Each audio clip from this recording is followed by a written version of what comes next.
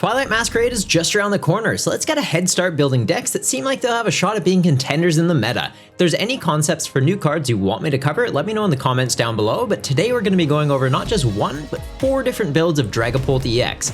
It's rocking the dragon type for the first time in the TCG, meaning it doesn't have any weakness or any immediate counters to it besides just getting hit really hard in the face.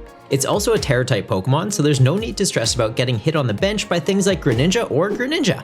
And no, I didn't stutter, there's actually about to be 2 of this guy that are going to be going after your bench soon, so cool. The other thing to be aware of is that it is a stage 2, which can be seen as an issue, but decks like Charizard EX and Gardevoir have proven that that's not always the case, especially if you have a solid stage 1 option to go into, which we're going to be getting in Twilight Masquerade, and we'll get to it in just a bit.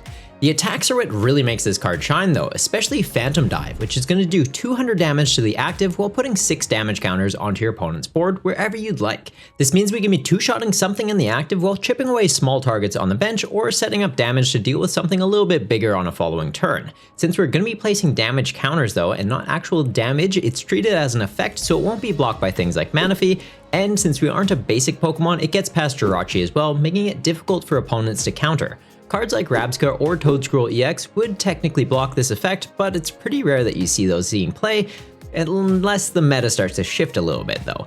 This can also allow us to potentially do board wipes by placing damage counters onto evolved EXs. We can then devolve them, taking knockouts onto smaller HP things, so yeah, prime example being Charizard EX. By hitting a Charizard that's in the active, we get to put 6 damage counters onto their bench, 5 onto a Pidgeot, 1 onto a Charmander or an already evolved Zard. Then the following turn we gust up something like a Rotom V, we knock it out by doing 200 right into it and put another 6 damage counters on the board.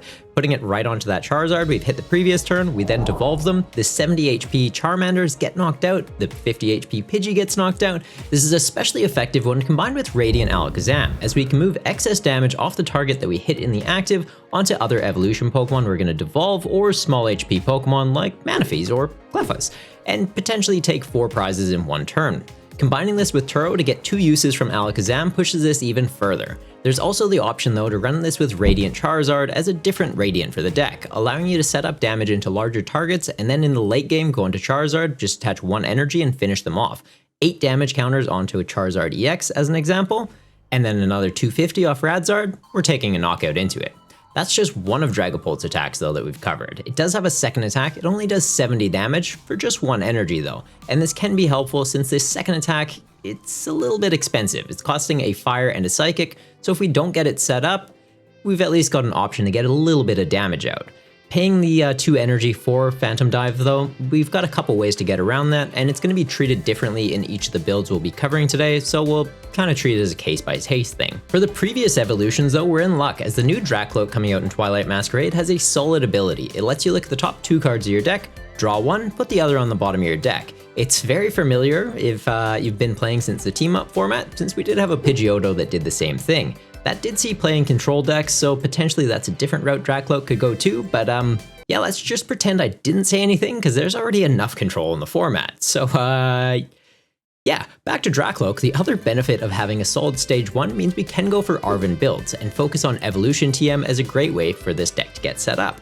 You ideally go Arven, grab a Buddy Poffin and Evo TM, Buddy Poffin grabs 2 Dreepies, then we have something in the active, evolve the 2 Dreepies on the bench. The next turn, those Dracloaks can look at the top 4 cards of our deck and draw into 2 of them, and immediately evolve into Dragapult and start attacking without even needing a rare candy. We could always just use a rare candy on a 3rd Dreepy though, keeping our draw engine online while still getting an attacker set up. Speaking of the Dreepy though, there are 2 in rotation we could be using, but I'm kind of leaning towards the new one since it has 70 HP, while the one from Silver Tempest only has 60. This means in the mirror, we won't have an easy target for the opposing Dragapult to just go, well, 6 damage counters on that and knock it out. So, yep, that's the one we're going to be going for. It also means that Sableye can't go 6 here, 6 there, take out 2 Dreepies. Yeah, 70 HP seems fine. The Silver Tempest one does have an attack that does 30 damage for 1 energy, so early game, it's an option. Maybe run it as a one-off, but personally, I think just using the new one's fine. The other card I want to cover before we get into the list though is the new Tatsugiri because, well, it's also going to be in every one of the lists that we're covering today. Its amazing ability, Attract Customers, lets you look at the top 6 cards of your deck, you find a supporter card there, grab it, put it into your hand.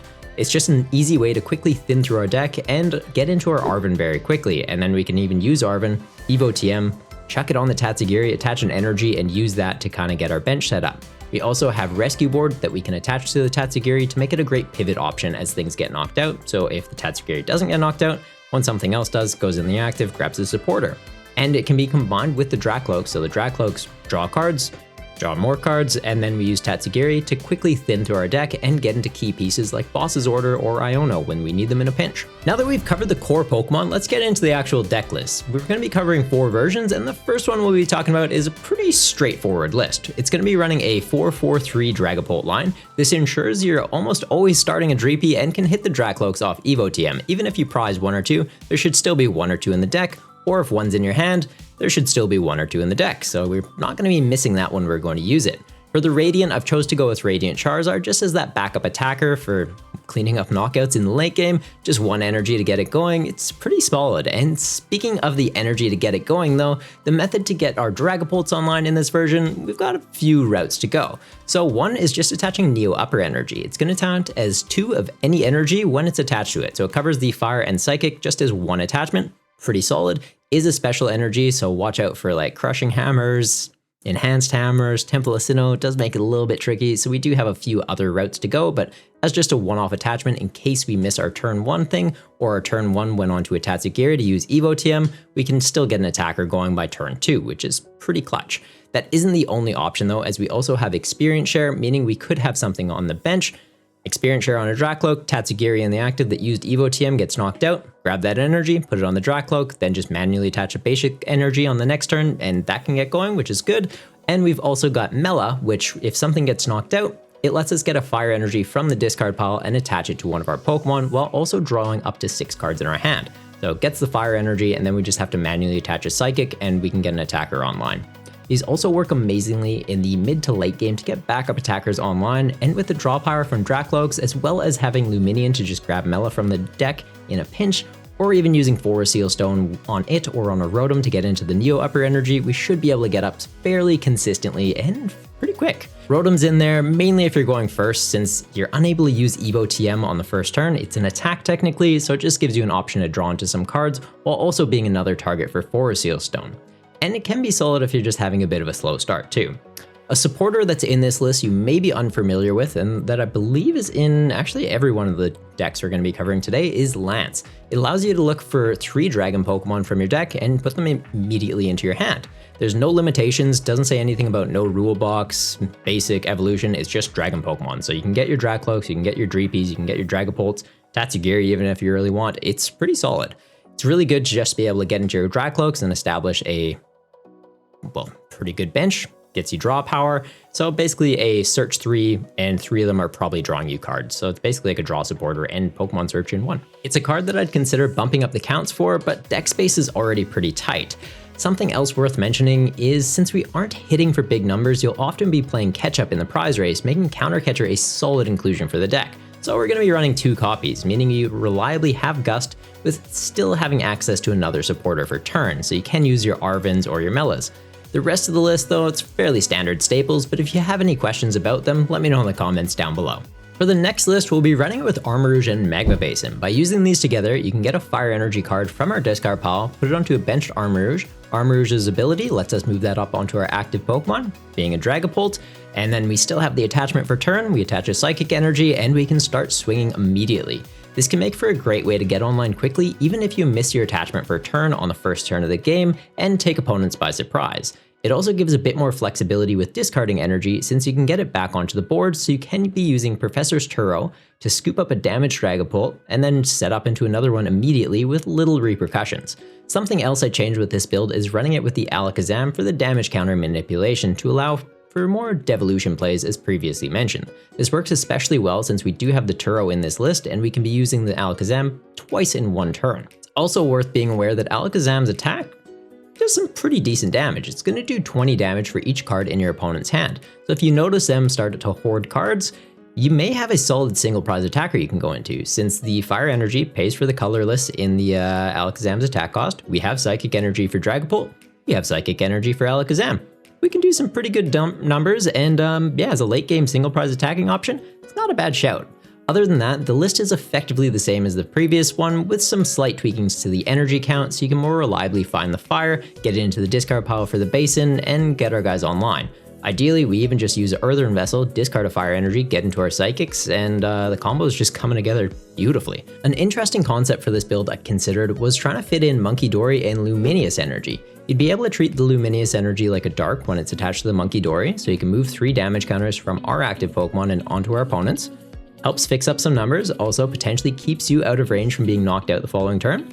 Big pluses. We then treat it like a fire energy, so Rouge can move it up onto the Dragapult, and then Dragapult treats it like a psychic energy, so it can actually attack. So it's pretty cool. It requires a lot of pieces to work though, while taking up quite a bit of space in the deck. Not to mention, you're then very reliant on special energy, which can be made useless by Temple of Sinnoh, which is seeing play in the meta, and Twilight Masquerade, we're seeing the reprint of Enhanced Hammer, which can just discard that.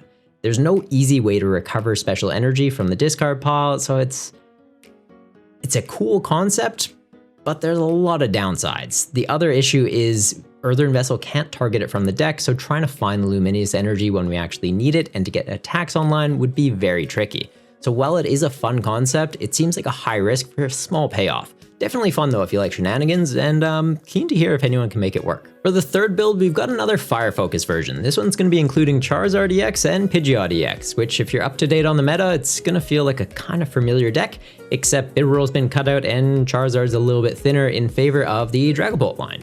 The logic of putting these two together is that in the early game, Charizard doesn't hit very hard, so Dragapult can be setting up damage counters to help for when Charizard's hitting a little bit harder, it can clean things up.